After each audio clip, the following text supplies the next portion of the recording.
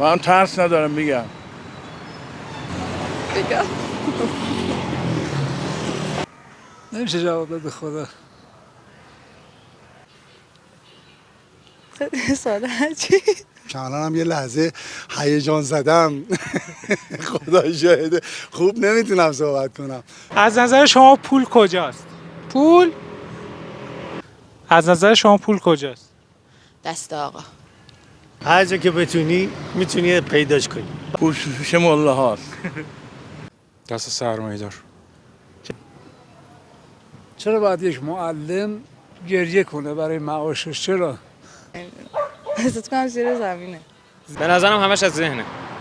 دست مردم باید کار کنی، زحمت بکشی، پول در بیاری. تب دکتر.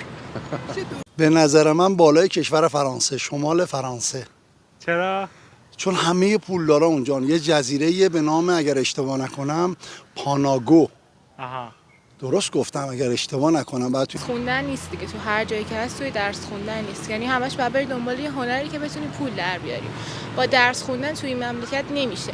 به نظر من پول تو فکر آدم هاست.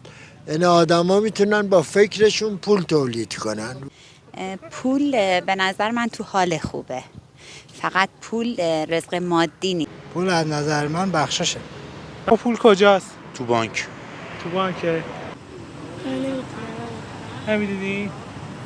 برنامه پول کجاست به زودی از پایگاه خبری تجریش پخش میشه.